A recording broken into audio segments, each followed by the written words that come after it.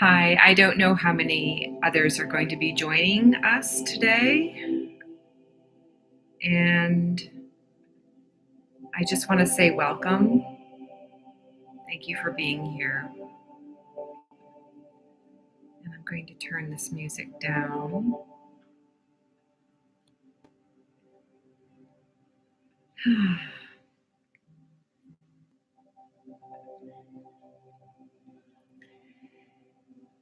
So let's begin.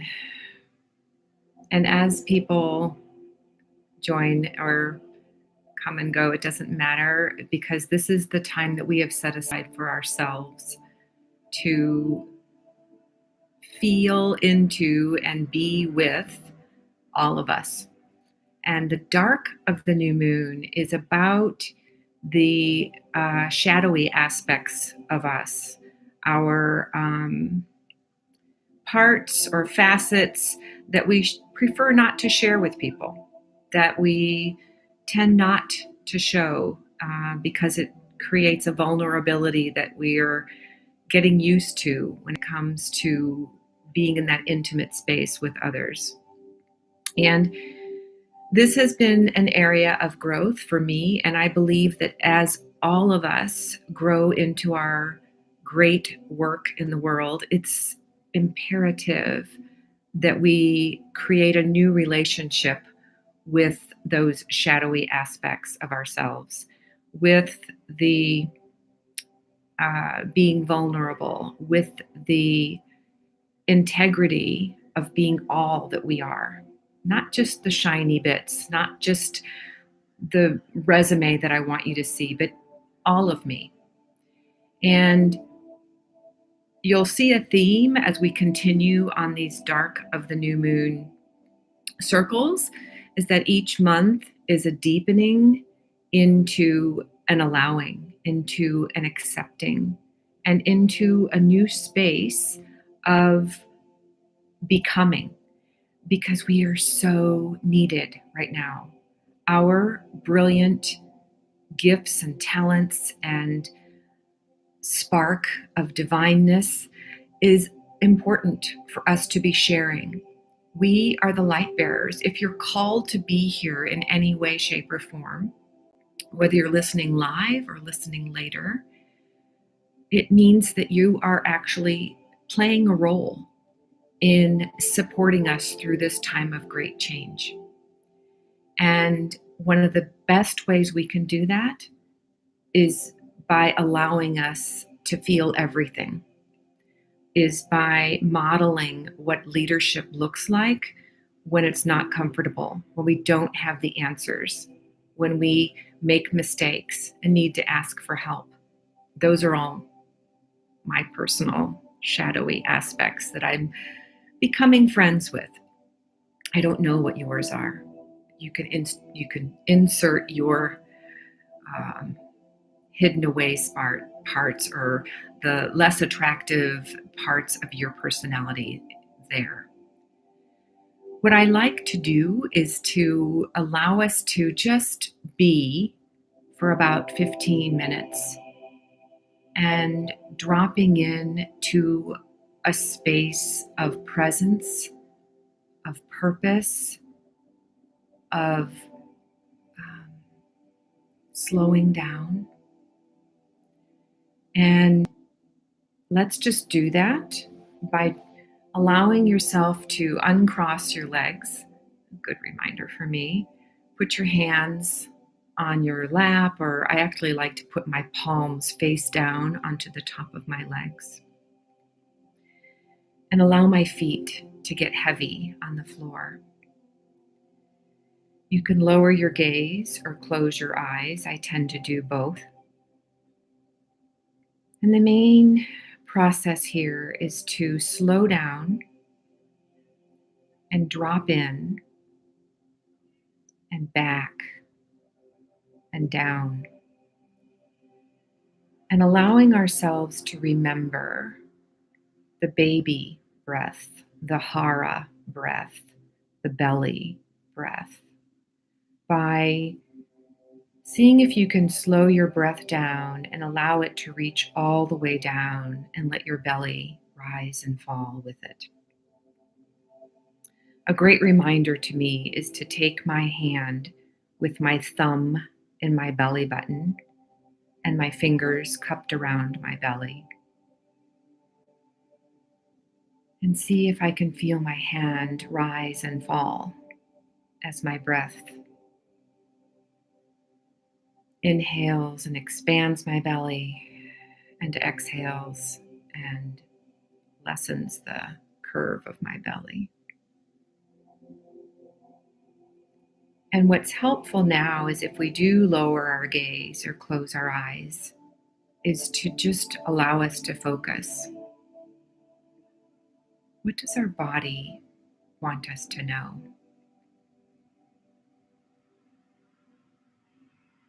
And any sensations or cold spaces or hot spaces or numb spaces or twinges or energy that you feel, everything is welcome.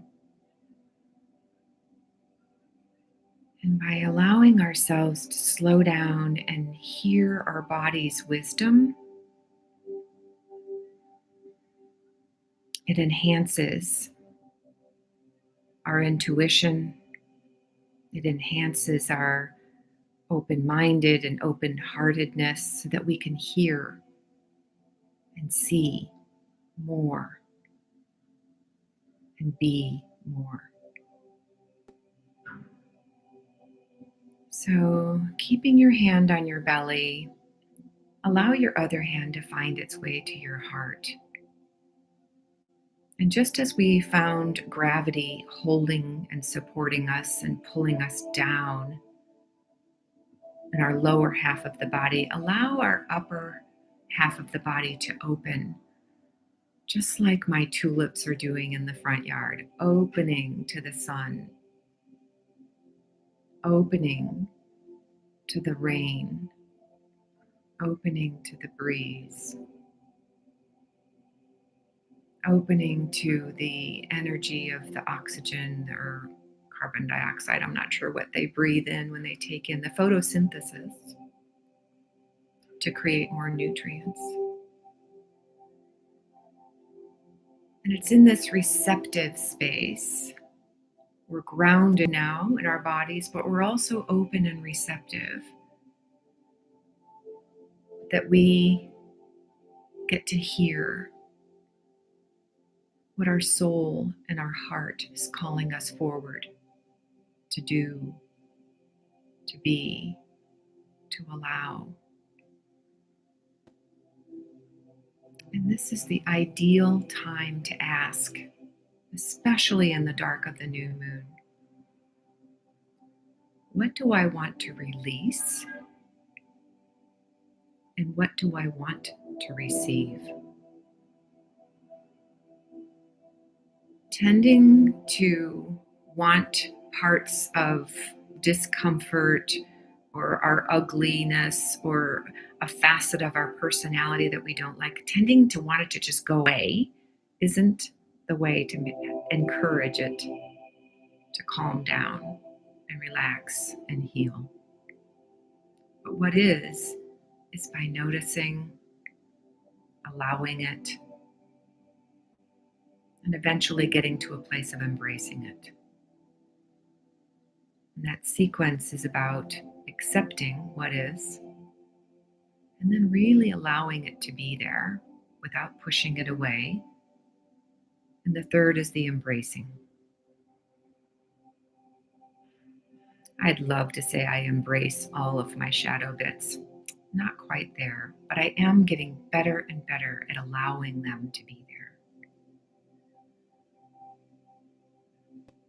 And to do that, I need to release my trying to be perfect, my trying to make life go my way versus the divine will's way, or the universal timing that I don't have any control over.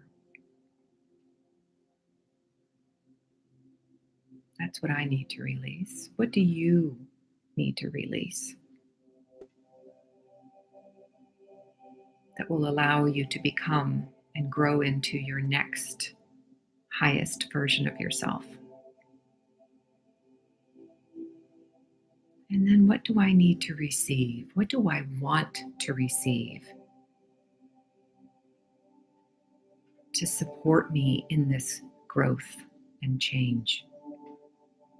What would support me in moving into this more expansive, on purpose version of me? One that's not wasting time anymore, one that is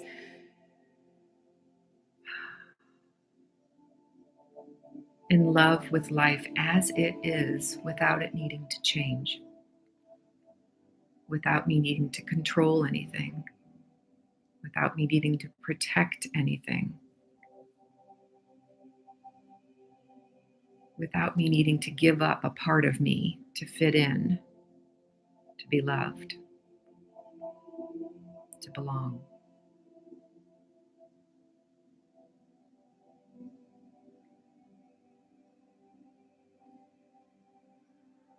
And see if you've stopped breathing. I had. See if you can resume your belly breath and allow those answers to be with you. Allow your superconscious, your spirit, your soul to guide you. And as we move in towards the summer solstice, which for me is going to be an immersion event deep into diving into sacred success. What is that for me? How do I define it? And how do I create more of it in my life? And you're welcome to join me. There will be more information on that later. And as I prepare for that, I invite you to join me in this process of what do I want to receive more of? And to receive more, what do I need to release to make space for that, to become, to grow into? What version of that smallness am I holding on to that doesn't even feel good? It's just a comfort zone, but it feels tight and restrictive, and I can feel that now. And I'm asking you, as I ask myself, to define it, to call it out of the shadows. Allow the light to shine on it. See if you can't accept it. Allow it to be there. Embrace it. And then let it go. Embrace it. And then let it go. It will. It's amazing how things fall away when we just allow them to.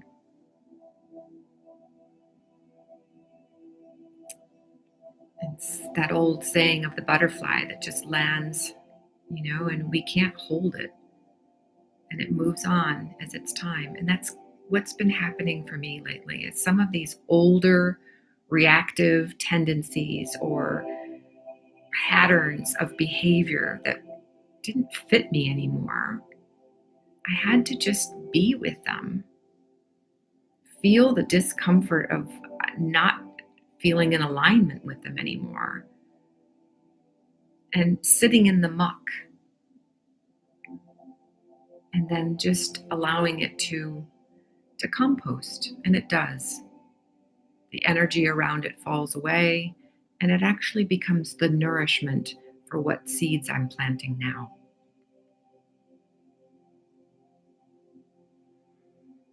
So what seeds do you want to plant? What needs to be and is being called forth to be nourished right now? And to do that, what needs to be looked at, released, loved on so that it softens and makes way? It's not holding on so tight. It's So thank you so, so much for being with me today. And so many beautiful spring and, well, here at least in the Northern Hemisphere, blessings your way as we continue in this path of evolutionary growth and expansion.